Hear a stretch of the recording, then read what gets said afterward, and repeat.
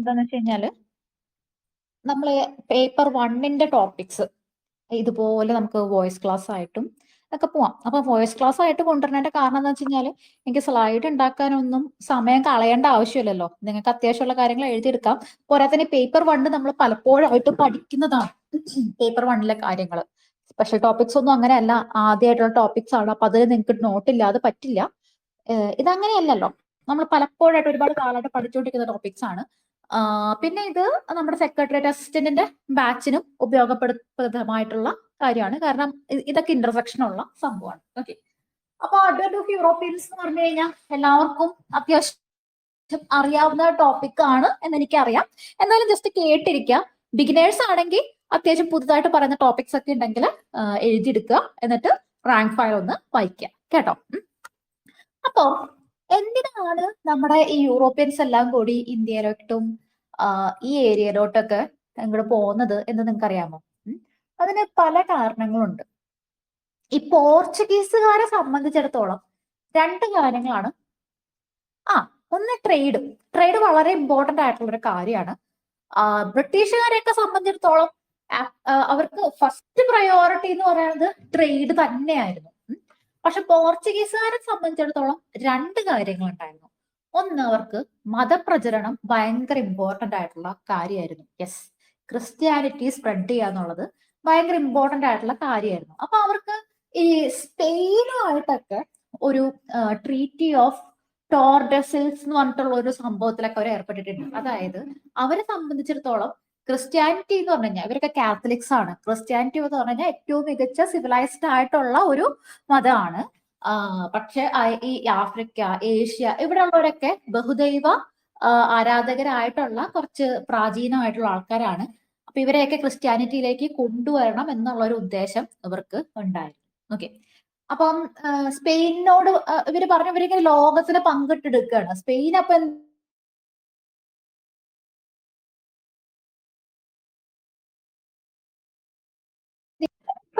Sound പോയോ? അയ്യോ, sorry sorry sorry sorry. ഇപ്പൊ ശരിയായിട്ടുണ്ടാവും. ഓക്കെ, അപ്പം മെക്സിക്കൻസ് ഒക്കെ കൂടുതലും മെക്സിക്കോ, കൊളംബിയ ഇന്ന സ്ഥലങ്ങളിലൊക്കെയാണ് നമ്മളുടെ സ്പാനിഷ് എക്സ്പെഡിഷൻസ് ഉണ്ടായിട്ടുള്ളത്. അപ്പൊ ഈ സ്പെയിൻകാരെന്നൊക്കെ പറഞ്ഞു കഴിഞ്ഞാൽ ഈ എന്താ പറയാ, സത്യം പറഞ്ഞു കഴിഞ്ഞാൽ അവരുടെ ഒന്നും കയ്യിൽ അകപ്പെടാണ്ടിരുന്നത് നമ്മുടെ ഭാഗ്യം എന്ന് പറയാം. ഭയങ്കര ക്രൂരന്മാരായിരുന്നു. ബ്രിട്ടീഷുകാർ ഈ പറഞ്ഞ കൂട്ടത്തിൽ ഏറ്റവും നല്ല ആൾക്കാരാന്ന് പറയാം. നമ്മൾ ഇവരെയൊക്കെ പറ്റി പഠിക്കുമ്പോൾ ബ്രിട്ടീഷുകാർ എത്ര മഹാന്മാരെന്ന് പറയണ അവസ്ഥയിലാവും. ഓക്കെ, അപ്പം പോർച്ചുഗീസുകാർ ഇങ്ങോട്ട് ആഫ്രിക്കൻ സൈഡ് അതുപോലെ തന്നെ ഏഷ്യയുടെ ഈ ഈസ്റ്റേൺ സൈഡിലോട്ടാണ് കൂടുതലും വരുന്നത്. ഓക്കെ, പിന്നെ ഇത് അവരുടെ മോട്ടിവേഷനാണ്. ഫൈൻ. അപ്പം അടുത്തതായിട്ടുള്ള അവരുടെ ഒരു കാരണം എന്ന് പറയുന്നത് മറ്റൊന്ന് റിനയസൻസ് ആണ്. റിനയസൻസ് എന്ന് പറഞ്ഞാൽ എന്താണ്? പൊതുവിലുള്ള ഒരു എന്താ പറയാ, മാനസികമായിട്ടുള്ള ലിബറേഷൻ എന്ന് നമുക്ക് ആ ഒരു വാക്കിനെ ഉപമിക്കാം. അതായത് നിങ്ങൾ ഒറ്റയ്ക്ക് ഒരു കാര്യം കണ്ടുപിടിച്ചതോ അല്ലെങ്കിൽ നിങ്ങൾക്ക് ഒറ്റയ്ക്ക് ഒരു ബോധോദയം വരുന്നതോ പോലെയല്ല ഒരു ജനതയ്ക്ക് മുഴുവനായിട്ടൊരു ലിബറേഷൻ കിട്ടുന്നത്. ലിബറേഷൻ ഇൻ ദ സെൻസ് മാനസികമായിട്ട് അവർക്ക് ഒരുപാട് കാര്യങ്ങൾ, ഒരുപാട് എന്താ പറയാ, മാപ്പുകൾ ധാരാളം അവൈലബിൾ ആവുന്നു, കോമ്പസ് കണ്ടുപിടിക്കപ്പെടുന്നു, അങ്ങനെ സയന്റിഫിക് ആയിട്ടുള്ള ധാരാളം കാര്യങ്ങൾ വരുവാണ്. ഓക്കെ, അപ്പം ഈ ഒരു ലിബറേഷന്റെ ഭാഗമായിട്ട് ഇവർക്ക് മൊത്തത്തിൽ എക്സ്പ്ലോറേഷനുള്ള ഒരു ഒരു ആഗ്രഹവും കൂടി വരുന്നുണ്ട്. അപ്പൊ റിനൈസൻസ് ഇതിന്റെ ഒരു പ്രധാനപ്പെട്ട കാരണമാണ്. ഫൈൻ. ദെൻ നിങ്ങൾക്കറിയാം, ഓട്ടോമൻ എംപയർ എന്ന് പറയുന്നത് വലുതായി വരുന്ന ഒരു സമയമാണ്. അപ്പോ ഞാൻ നിങ്ങൾക്ക് റെഫറൻസിന് വേണ്ടിയിട്ട് ഒരു ഇമേജ് ഇട്ടിട്ടുണ്ട്. അതിലെ റെഫറൻസ് 1 എന്ന് പറഞ്ഞ ഇമേജ് ഒന്ന് നോക്കി. റെഫറൻസ് 1 എന്ന് പറഞ്ഞ ഇമേജ് ഒന്ന് നോക്കി. അതില് ഈ ഏഷ്യനെയും പിന്നെ അതുപോലെ തന്നെ നമ്മുടെ എന്താണ് യൂറോപ്പിനെയും തമ്മിൽ ബന്ധിപ്പിക്കുന്ന ഒരു ചെറിയ സ്ഥലം ഉണ്ടാവും. ആ ചെറിയ സ്ഥലത്തിന്റെ പേരാണ് കോൺസ്റ്റാന്റിനോപ്പിൾ. ഭയങ്കര ഒരു കുഞ്ഞു സ്ഥലമാണ്. ആ ബൾഗേരിയൊക്കെ കഴിഞ്ഞ് ഈ ഏഷ്യന്ന് വരുന്ന സാധനങ്ങളെല്ലാം ഇതിൽ കൂടെയാണ് പോയിക്കൊണ്ടിരുന്നത്. ഓക്കെ, അപ്പൊ ഈ കോൺസ്റ്റാന്റിനോപ്പിൾ എന്ന് പറയുന്നത് നമ്മുടെ ഓട്ടോമൻ എംപയർ വികസിക്കുന്നതിന്റെ ഒപ്പം എന്ത് സംഭവിക്കുന്നു? ഓട്ടോമൻ എംപയർ പിടിച്ചെടുക്കുന്നതിലൂടെ പിന്നെ ഏഷ്യയിൽ നിന്ന് വരുന്ന ചരക്കെല്ലാം തന്നെ ഓട്ടോമൻ തുർക്കികൾ വഴിയാണ് പോകുന്നത്. അപ്പൊ റോമിന്റെ പരാജയം, ഓട്ടോമൻ തുർക്കികളായിട്ടുള്ള റോമിന്റെ പരാജയം യൂറോപ്പിനെ സംബന്ധിച്ചിടത്തോളം ഭയങ്കരമായിട്ട് ഇതാവുകയാണ്. ഓക്കെ, അപ്പം ഓൾറെഡി നിങ്ങൾക്ക് അറിയാം എന്താണ് ഈ അറബ്സ്, അത് അറബ്സ് മാത്രമല്ല പൊതുവിൽ ലോകത്തിലെ മുസ്ലിമുകളും ക്രിസ്ത്യൻസും തമ്മിൽ ഭയങ്കര പ്രശ്നങ്ങൾ ഉണ്ടായിക്കൊണ്ടിരിക്കുന്നത്, കുരിശ് യുദ്ധങ്ങൾ എന്നൊക്കെ നിങ്ങൾ കേട്ടിട്ടുണ്ടാവും. അപ്പം ഈ അറബ്സിന്റെ അടുത്ത് നിന്ന് വലിയ വില കൊടുത്ത് ഏഷ്യയിൽ നിന്ന് വരുന്ന ചരക്കുകൾ വാങ്ങിക്കുക എന്ന് പറഞ്ഞു കഴിഞ്ഞാല് അത് എന്താ പറയാ, ഇവർക്ക് വലിയൊരു ബുദ്ധിമുട്ടായിരുന്നു. അപ്പം നിങ്ങൾക്കറിയോ, ഇപ്പൊ ഇറ്റലി പോലത്തെ രാജ്യങ്ങളൊക്കെ നിങ്ങൾ കേട്ടിട്ടുണ്ടാവും, റോം ഭയങ്കര റിച്ച് ആയിരുന്നു പണ്ട്, അല്ലെ? ഇപ്പൊ അതുപോലത്തെ ഒരു എന്താ പറയാ സാമ്പത്തികമായിട്ടുള്ള ഒരു മുന്നേറ്റം ഒന്നും ഇറ്റലിക്ക് ഇല്ല. നമ്മൾ ഭയങ്കര ശക്തമായ രാഷ്ട്രങ്ങൾ എന്ന് പറയുമ്പോൾ ഒരിക്കലും ഇറ്റലിനെ പറ്റിയൊന്നും പറയാറില്ല. കാരണം എന്താ? ഏഷ്യയിൽ നിന്നുള്ള ട്രേഡ് പോയപ്പോ അവർ ഭയങ്കര ഡിക്ലൈനിലേക്ക് പോകുന്നുണ്ട്. ഓക്കെ, മാത്രല്ല ഈ ഏഷ്യൻ എന്താ പറയാ, ഇവർക്ക് ചരക്കൊക്കെ കിട്ടിക്കൊണ്ടിരുന്നതുകൊണ്ട് അവര് വലിയ കാര്യമായിട്ട് പുറത്തേക്കുള്ള എന്താണ് അവരുടെ സാമ്രാജ്യം വികസിപ്പിക്കാനൊന്നും പിന്നെ നോക്കിയിട്ടൊന്നുമില്ല. അതേസമയം ബ്രിട്ടീഷുകാരൊക്കെ കയറി സാമ്രാജ്യം വികസിപ്പിക്കാൻ വേണ്ടി നടന്നത് കൊണ്ട് അവർ പിന്നെ റിച്ചായി. ഇപ്പൊ എന്തായി? ഇപ്പൊ ബ്രിട്ടന്റെ ഒക്കെ അവസ്ഥ നല്ലോണം പിന്നോട്ടാണ്. അതൊക്കെ അവിടെ നിൽക്കട്ടെ, പൊളിറ്റിക്സ് അവിടെ നിൽക്കട്ടെ. അപ്പൊ എനിഹോ, ഈ കോൺസ്റ്റാന്റിനോപ്പിൾ പിടിച്ചെടുത്തതിന് ശേഷം ഏഷ്യയിലേക്ക്, പ്രത്യേകിച്ച് ഇന്ത്യയിലെ സാധനങ്ങൾ എന്ന് പറഞ്ഞു കഴിഞ്ഞാല് ഭയങ്കര എന്താ പറയാ, ഭയങ്കര ലക്ഷറി സാധനങ്ങൾ എന്നാ പറയാ. ചൈനയിൽ നിന്ന് വരുന്ന പട്ട്, ഓക്കെ, ഇന്ത്യയിൽ നിന്ന് വരുന്ന കാശ്മീരി, ഇപ്പോഴും അതെ, നമ്മൾ ചില സീരീസും സിനിമയൊക്കെ കാണുമ്പോൾ ഒരു ഭയങ്കര കാര്യമായിട്ടാണ്, ഭയങ്കര ഇതായിട്ടാണ് കാശ്മീരി സ്വെറ്റേഴ്സും കാര്യങ്ങളൊക്കെ കാണിക്കുക, ലക്ഷറി സാധനങ്ങള്. പിന്നെ അതുപോലെ തന്നെ ഈ മഞ്ഞുകാലത്ത് ഭക്ഷണത്തിന് വേണ്ടിയിട്ട് ഈ ഇറച്ചി വേണമല്ലോ, അപ്പൊ അത് കുരുമുളക് പുരട്ടി സൂക്ഷിക്കാന്ന് പറയണത്, അത് ഒരുപാട് കുരുമുളക് വേണം. അവരുടെ നാട്ടിൽ ഒരിക്കലും കുരുമുളക് വളരത്തില്ല. അപ്പൊ കുരുമുളകിന്റെ, പിന്നെ അതുപോലെ തന്നെ ഏലം, പല സുഗന്ധ വ്യഞ്ജനങ്ങൾ, അവരുടെയൊക്കെ ഒരു ടേസ്റ്റ് തന്നെ വേറെ ആണല്ലോ. അപ്പൊ ഇപ്പൊ സാധനങ്ങളൊന്നും കിട്ടാതായത് ഓട്ടോമൻസിന് സോറി യൂറോപ്യൻസിനെ സംബന്ധിച്ചിടത്തോളം ഭയങ്കര ബുദ്ധിമുട്ടായി. മാത്രമല്ല ഈ മതവൈരാഗ്യം, അറബ്സ് കൂടുതലായിട്ട് ട്രേഡിൽ മുന്നോട്ട് വരുന്നു എന്നുള്ളതും ഇവർക്ക് വലിയ ഒരു അടിയായി പോയി. അപ്പൊ അതുകൊണ്ട് തന്നെ ഏഷ്യയിലേക്കുള്ള വഴി കണ്ടുപിടിക്കുക, പ്രധാനമായിട്ടും ഇന്ത്യയിലേക്കുള്ള വഴി കണ്ടുപിടിക്കുക എന്ന് പറഞ്ഞു കഴിഞ്ഞാല് ഇവരെ സംബന്ധിച്ചിടത്തോളം ഭയങ്കര വലിയൊരു കാര്യം. ഓക്കെ, അപ്പൊ നമുക്കല്ല, പോർച്ചുഗീസുകാർക്ക് ഒരു രാജാവ് ഉണ്ടായിരുന്നു, ഹെൻറി എന്ന് പറയും. ഡോം ഹെൻറി എന്ന് വിളിക്കുക. ഇവിടെ എല്ലാ രാജാക്കന്മാരും മുമ്പിൽ ഡോം ഉണ്ട് കേട്ടോ. അപ്പൊ ഈ ഡോം ഹെൻറി ഭരിച്ചുകൊണ്ടിരുന്നത് 1934 മുതൽ 1640 വരെ. ഇതിന്റെ ഇടയിൽ പുള്ളി തലങ്ങും വിലങ്ങും പുള്ളിയുടെ നാവികരെ വിട്ടിട്ടുണ്ട് ലോകത്തേക്ക്, എല്ലാ വശത്തേക്ക്. അവിടെ പോയി ഇവിടെ പോയി ഇഷ്ടം പോലെ കാശിറക്കി നാവികരെ വിട്ടിട്ടുണ്ട്. എങ്ങനെയെങ്കിലും നിങ്ങൾ ഇന്ത്യയിലേക്കുള്ള വഴിയും കണ്ടുപിടിച്ചുകൊണ്ട് വരണം എന്ന് പറഞ്ഞിട്ട്. അപ്പൊ അങ്ങനെ ഇത്രയും നാവികരെ വിട്ട് ഇഷ്ടം പോലെ കാശ് ഇതിൽ ചെലവാക്കിയത് കൊണ്ട് പുള്ളിക്ക് ഒരു പേര് തന്നെ ഉണ്ട്. എന്താണ് ആ പേരെന്നറിയാമോ? Henry the navigator. നിങ്ങൾ കേട്ടിട്ടുണ്ടോ ഹെൻറി ദ നാവിഗേറ്റർ എന്ന്? ഓക്കെ, ഹെൻറി ദ നാവിഗേറ്റർ എന്നൊക്കെ അറിയപ്പെടുന്നത് നമ്മുടെ ഡോം ഹെൻറിയാണ്. ഓക്കെ, അപ്പൊ അതിന് ശേഷമാണ് ഡോം മാനുവൽ വരുന്നത്. ഡോം മാനുവലിനെ തുടർന്നാണ് ഇവര് ഇന്ത്യയിലോട്ടൊക്കെ വരാനൊക്കെ തുടങ്ങുന്നത് കേട്ടോ. അപ്പൊ ഡോം മാനുവൽ ആദ്യം ഒരാളെ വിടുന്നുണ്ട്, ബർത്തലോമിയോ ഡയസ് എന്ന് പറഞ്ഞിട്ട്. ഓക്കെ, അപ്പൊ നിങ്ങൾക്ക് അറിയാം ആഫ്രിക്ക, ഞാൻ രണ്ടാമത്തെ പടത്തിൽ നോക്കിയാൽ നിങ്ങൾക്ക് കാണാം, റെഫറൻസ് 2 എന്ന് പറഞ്ഞിട്ട് പടത്തിൽ കാണാം, ആഫ്രിക്കയുടെ അറ്റത്ത് ഒരു മുനമ്പ് പോലെ നിൽക്കുന്നുണ്ട്. അപ്പൊ മിക്കപ്പോഴും എന്ത് സംഭവിക്കുന്ന വെച്ച് കഴിഞ്ഞാല് അവിടം വരെ എത്തിയിട്ട് പിന്നെ വഴി മനസ്സിലാവാതെ ആകെ പെട്ടുപോകും. ഓക്കെ, അങ്ങനെ ഒരു അവസ്ഥ എപ്പോഴും ഉണ്ടാവാറ്. അങ്ങനെ പുള്ളി അവിടെ എത്തി ആ ആഫ്രിക്കയുടെ ആ ഒരു മുനമ്പ് വരെ എത്തി ഇന്ത്യയിലേക്കുള്ള വഴി കണ്ടുപിടിക്കുന്നതിന് ഇവിടെ ഏതോ ഒരു ഭാഗത്ത് ഇന്ത്യ ഉണ്ടെന്ന് ഇവർക്കറിയാം. ഓക്കെ, അവരുടെ കയ്യിൽ മാപ്പ് കാര്യങ്ങളൊക്കെ ഉണ്ട്. സമുദ്രത്തിലൂടെയുള്ള വഴി കണ്ടുപിടിക്കൽ അത്ര എളുപ്പമല്ല. പോരാത്തിന് പായ്വഞ്ചികളും കാര്യങ്ങളൊക്കെയാണ്, ഇപ്പോഴത്തെ പോലെ ഇലക്ട്രിക് മോട്ടോർ ഒന്നുമല്ല. കോമ്പസും ഉണ്ട് കയ്യില്. പ്രസന്റ് മഹിമ മിസ് വന്നിട്ടുണ്ട്.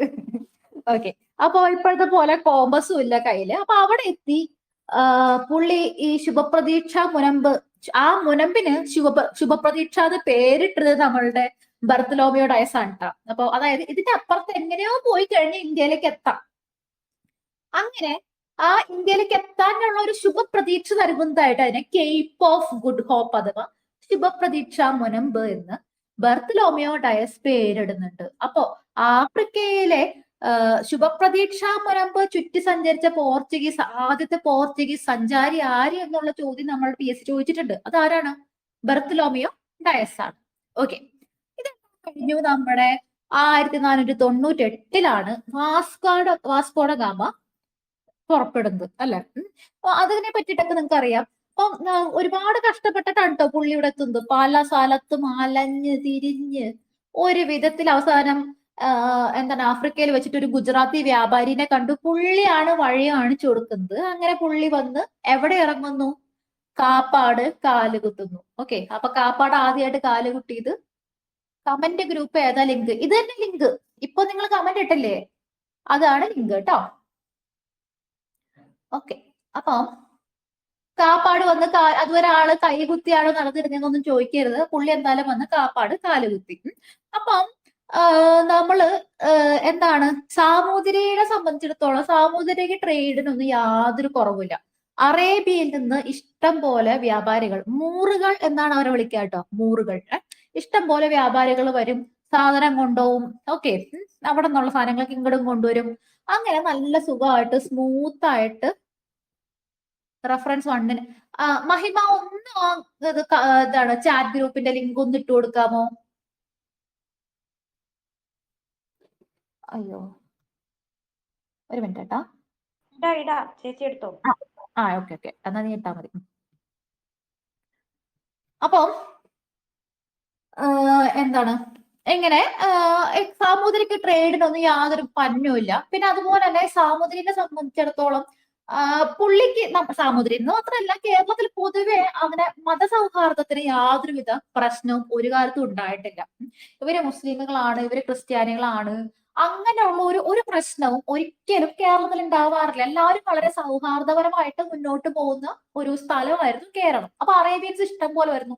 സാമൂതിരിനെ സംബന്ധിച്ചിടത്തോളം മുസ്ലിം പ്രജകൾ ഇഷ്ടം പോലെ ഉണ്ട്. അവരുടെ കാര്യങ്ങളൊക്കെ സാമൂതിരി നല്ല രീതിയിൽ നോക്കുന്നുണ്ട്. ഓക്കെ, ആകെയുള്ള പ്രശ്നം വരാറ് എപ്പോഴും ഈ നാട്ടുരാജ്യങ്ങൾ തമ്മിലാണ്. അപ്പൊ അപ്പോഴത്തെ ടൈമിൽ ഏറ്റവും ശക്തനായിരുന്ന ആളെന്ന് പറയുന്നത് സാമൂതിരി തന്നെയാണ്. അപ്പൊ സാമൂതിരിയുടെ താഴെയാണ് കോലത്തിരി എന്ന് പറഞ്ഞു കഴിഞ്ഞാൽ കണ്ണൂരത്തെ രാജാവാണ്. അതുപോലെ തന്നെ കൊച്ചി രാജാവും ഉണ്ടായിരുന്നത്. സാമൂതിരിയുടെ സാമന്തർ എന്നൊക്കെ പറയാം, അവരുടെ കീഴിലാണ് നിന്നിരുന്നത്. നിങ്ങൾക്ക് ഒരു കാര്യം കൂടി പറഞ്ഞുതരാം. അപ്പോഴത്തെ കാലത്ത് ഈ ക്ഷേത്രങ്ങൾ എന്ന് പറഞ്ഞ ക്ഷേത്രങ്ങളും അതിന്റെ ചുറ്റുമുള്ള ഏരിയയൊക്കെ സങ്കേതങ്ങൾ എന്നാണ് അറിയപ്പെടുക. അപ്പൊ ഈ നാട്ടുരാജാക്കന്മാരെയൊക്കെ പരസ്പരം ആക്രമിക്കുമ്പോൾ ഒരിക്കലും ക്ഷേത്രങ്ങൾ ആക്രമിക്കില്ല. ഓക്കെ, അപ്പം മിക്കവാറും രാജാക്കന്മാരൊക്കെ ക്ഷേത്രങ്ങൾ പലതും തങ്ങളുടെ അധീശത്തിലാക്കാനായിട്ട് ശ്രമിക്കാറുണ്ട്. അപ്പം എന്തെങ്കിലുമൊക്കെ പ്രശ്നങ്ങൾ ഉണ്ടെങ്കിൽ ക്ഷേത്രങ്ങളിലാണ് ഇവർ പോയിട്ട് ഒളിച്ചിരിക്കാട്ടോ. ജസ്റ്റ് പറഞ്ഞതുള്ളൂ, നമുക്ക് പിന്നെ ആവശ്യം വരും. ഓക്കെ, അപ്പോ ഈ കോഴിക്കോട് വരുന്നു, വാസ്കോഡ ഗാമ പോയിട്ട് നമ്മുടെ സാമൂതിരിനെ കാണുന്നു. വളരെ സന്തോഷത്തോടും സ്നേഹത്തോടും കൂടി അപ്പവും വെള്ളയപ്പൊക്കെ ഉണ്ടോ എന്ന് എനിക്കറിയില്ല, എന്തെങ്കിലുമൊക്കെ ഉണ്ണിയപ്പൊക്കെ കൊടുത്ത് സ്വീകരിച്ച് നല്ല സന്തോഷത്തിലിരിക്കുന്നു. അത് കഴിഞ്ഞിട്ട് ഈ വാസ്കോഡ ഗാമ കൊണ്ടുവന്ന സാധനങ്ങളൊക്കെ സാമൂതിരിക്ക് ഗിഫ്റ്റ് ആയിട്ട് കൊടുക്കുകയാണ്. അപ്പൊ പലതരത്തിലുള്ള ഗിഫ്റ്റുകൾ കൊടുക്കുന്നുണ്ട്. ആ കൂട്ടത്തിൽ എന്താണ് മറ്റേ തൊപ്പിയുണ്ട്, അതുണ്ട്, ഇതുണ്ട്. പക്ഷെ അതിലൊന്നും ഈ ഗോൾഡും സിൽവറും ഒന്നും ഇല്ല.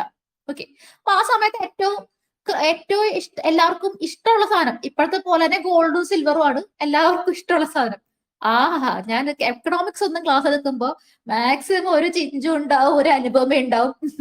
ഇന്ന് 24 ആൾക്കാരുണ്ട്, കഥ കേൾക്കാനാ തോന്നുന്നു.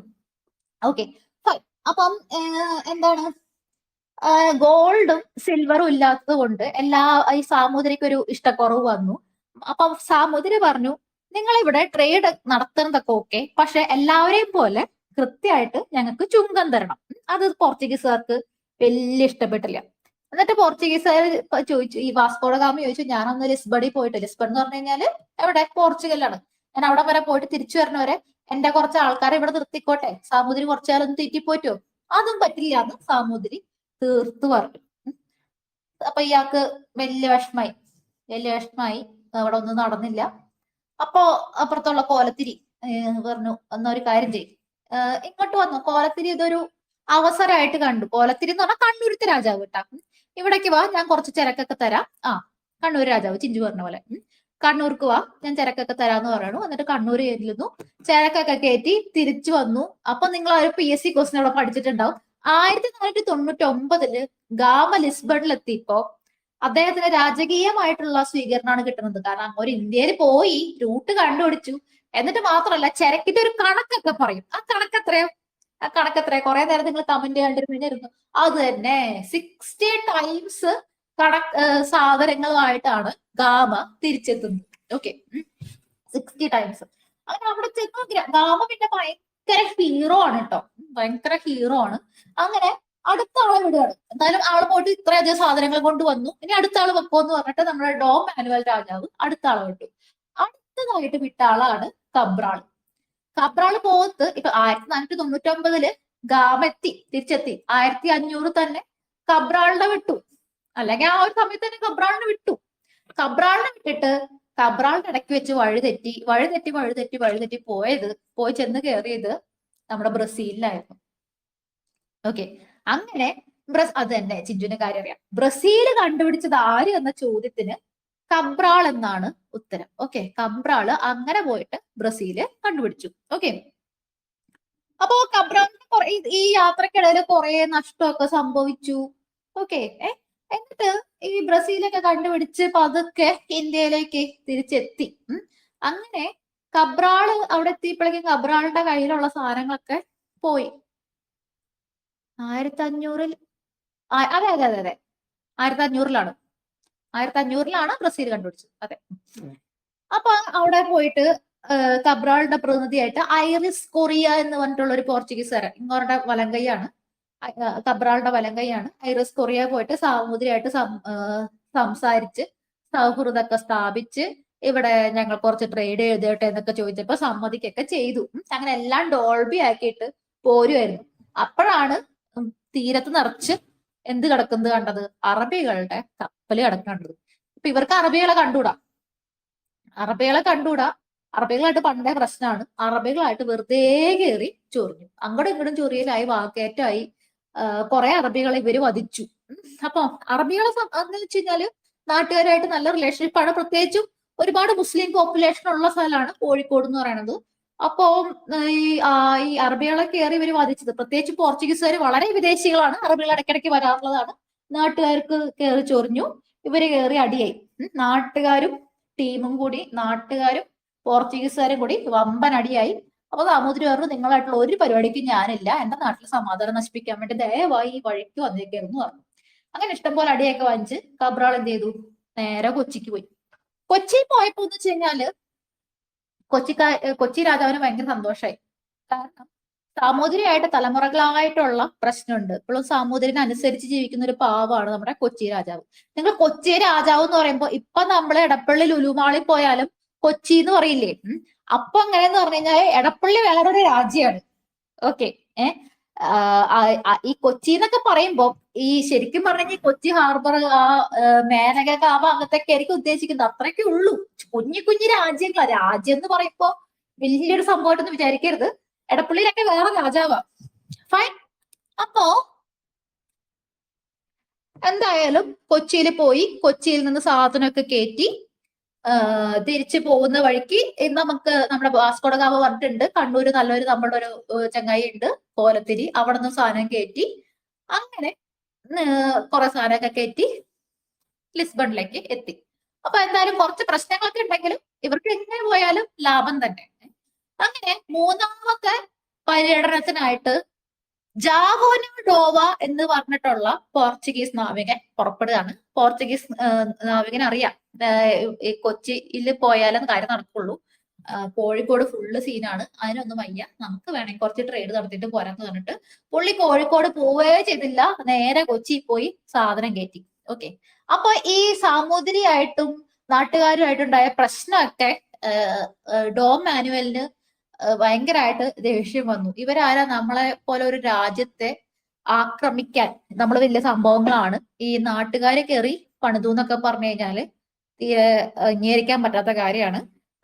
ഒരു കാര്യം ചെയ്യും, വാസ്കോഡഗാമ ഒന്നും കൂടി പോ, എന്നിട്ട് ആ സാമൂതിരിക്ക് നല്ലോണം കാര്യം പഠിപ്പിച്ചു കൊടുത്തിട്ട് വാന്ന് പറഞ്ഞ് വാസ്കോഡഗാമേനെ പിന്നെയും വിട്ടു. അങ്ങനെ 1502 വാസ്കോഡഗാമ 2ാം വട്ടം വരികയാണ്. ഇത്തവണ പുള്ളി വന്ന് നേരെ കോഴിക്കോട് ഇറങ്ങിയില്ല. കോഴിക്കോട് ഇറങ്ങണ വഴി തന്നെ, ആ ക്ഷീണത്തിൽ ഇറങ്ങണ വഴി തന്നെ സാമൂതിരിയുടെ പട്ടാളം വന്ന് നല്ല അടി കൊടുത്തു കഴിഞ്ഞാൽ ഭയങ്കര ക്ഷീണമായിരിക്കും. അതുകൊണ്ട് പുള്ളി എന്ത് ചെയ്തു, 5 ദ്വീപിൽ കൊണ്ടുപോയി അടുപ്പിച്ചു. ഓക്കെ, എന്നിട്ട് 5 ദ്വീപിൽ കൊണ്ടുപോയി അടുപ്പിച്ചിട്ട് ഇന്ത്യൻ മഹാസമുദ്രത്തില് വരുന്ന അറബി കപ്പലുകളൊക്കെ അറഞ്ചം പുറഞ്ചം പുള്ളി എന്ത് ചെയ്തു, ആക്രമിച്ചു. സകല അറബി കപ്പലുകളും ആക്രമിച്ചു. അങ്ങനെ അവര് ഇന്ത്യൻ മഹാസമുദ്രത്തിൽ ഒരു ആധിപത്യം സ്ഥാപിച്ചു. ഓക്കെ, എന്നിട്ട് കണ്ണൂര് പോയി. കണ്ണൂര് പോയിട്ട് കണ്ണൂർ രാജാവിനോട് സംസാരിച്ച് കൊച്ചിയിൽ നിന്നുള്ള വിലക്ക് കുരുമുളകും മറ്റു ചരക്കും ഒക്കെ വിൽക്കാന്ന് സമ്മതിപ്പിച്ചു.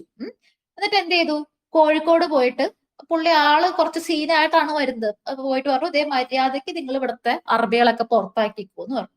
സ്വാഭാവികമായിട്ടും സാമൂതിരി പറഞ്ഞു, എനിക്ക് വയ്യ, നീ വേണമെങ്കിൽ പോടർക്കാന്ന് പറഞ്ഞു പുറത്താക്കി. അങ്ങനെ അതൊരു കാരണമാക്കി എടുത്തു. നമ്മൾ ഈ അലമ്പുണ്ടാക്കാൻ വേണ്ടി ഒരു കാരണം ഉണ്ടാക്കില്ലേ, ആ ഒരു മൂഡിലായിരുന്നു വാസ്കോഡഗാമ. വാസ്കോഡഗാമ കോഴിക്കോടിനെ നല്ല രീതിയിൽ ആക്രമിച്ചു. ഒരുപാട് ഇവരെന്ന് പറഞ്ഞാലേ ഈ പോർച്ചുഗീസുകാർ എന്ന് പറഞ്ഞാൽ ബ്രിട്ടീഷുകാരെ പോലെ ഒന്നും നിങ്ങൾ ഒരിക്കലും വിചാരിക്കരുത്. ബ്രിട്ടീഷുകാരെ പോലെയോ ഫ്രഞ്ചുകാരെ പോലെയോ ഒന്നും ഒരിക്കലും വിചാരിക്കരുത്. ഭയങ്കര ക്രൂരന്മാരാണ്. എന്ന് വെച്ച് കഴിഞ്ഞാൽ ഒരു ഡിപ്ലോമസി എന്ന് പറഞ്ഞ ഒരു സംഭവമില്ല. നമ്മളിപ്പോ ഈ ബ്രിട്ടീഷുകാരുടെ കാര്യമൊക്കെ പഠിക്കുമ്പോൾ ഒരു 10,000-10,000 ട്രീറ്റീസ് പഠിക്കും അല്ലെ. ആ ട്രീറ്റി, ഈ ട്രീറ്റി, എന്താല്ലേ ശ്രീരംഗപട്ടണം ട്രീറ്റി, അങ്ങനെ എത്ര ട്രീറ്റികളെ പഠിക്കാം. പോർച്ചുഗീസുകാരെ സംബന്ധിച്ചിടത്തോളം അങ്ങനെ ട്രീറ്റികളൊന്നും പഠിക്കാനില്ല. ആ കൂടി 1-2 ട്രീറ്റികൾ പഠിക്കാനുള്ളൂ. കാരണം ഇവർക്ക് ട്രീറ്റി ഒന്നും ഇഷ്ടമല്ല. ഒന്ന് പറഞ്ഞ് രണ്ടാമത്തിന് അടിയാണ്. മാത്രമല്ല ഇങ്ങനെ ഈ വെടിവെച്ച് കൊല്ലുക അങ്ങനെയൊന്നുമല്ല. കൈ മുറിക്കുക, കാല് മുറിക്കുക, ചെവി മുറിക്കുക, മൂക്ക് മുറിക്കുക, അങ്ങനത്തെ ഒരു ഒരു ഒരു ഒരു ഒരു ഡിപ്ലോമസി ഇല്ലാത്ത ഒരു പ്രാചീന ടൈപ്പ് ഓഫ് ആൾക്കാരാണ്. ഭയങ്കര അഹങ്കാരവും അങ്ങനത്തെ ഒരു പ്രത്യേക ജന്മങ്ങളാണ് ഈ പോർച്ചുഗീസുകാർ എന്ന് പറഞ്ഞു കഴിഞ്ഞാൽ. ഓക്കെ, അങ്ങനെ കോഴിക്കോട് ആക്രമിച്ച് നേരെ കൊച്ചിയിൽ പോയി. കൊച്ചിയിൽ പോയിട്ട് കൊച്ചി രാജാവിന് നല്ല രീതിയിൽ കുറെ നേരം പൊക്കി, സ്വർണ്ണ കിരീടമൊക്കെ ഗിഫ്റ്റ് കൊടുത്തു. അങ്ങനെ നല്ല രീതിയിൽ കോഴിക്കോട് രാജാവിനെ പറഞ്ഞ് സോപ്പിട്ട് കുറഞ്ഞ വിലക്ക് ചരക്കൊക്കെ കൊടുക്കാന്ന് സമ്മതിപ്പിച്ച്. ഓക്കെ, അപ്പൊ കൊച്ചി രാജാവിന് അറിയാം ഇനി അടുത്തതായിട്ട് പണി വരാൻ പോണത് കൊച്ചിക്കാണ്. കാരണം പോർച്ചുഗീസുകാർ എല്ലാ തരത്തിലും ട്രേഡിനൊക്കെ ഒപ്പം നിന്നിട്ട് സഹായിക്കുന്നുണ്ട്. അപ്പൊ എന്തായാലും എനിക്ക് പണി കിട്ടുന്നറിയാം. അപ്പൊ അതുകൊണ്ട് കുറെ പറഞ്ഞു, പ്ലീസ് ഇവിടെ നിൽക്കണം, കാരണം സാമൂതിരി വന്ന് ഇവിടെ കയറി മേയുമ്പോ ഇവിടെ ആരും ഇല്ലെങ്കിൽ ഞങ്ങൾ ആകെ പെട്ടു പോകുന്നൊക്കെ. അതൊന്നും കേൾക്കുന്നില്ല. കുറച്ച് പോർച്ചുഗീസുകാർ അവിടെ നിർത്തിയിട്ട് പുള്ളി നേരെ കൊല്ലത്തേക്ക് പോയി.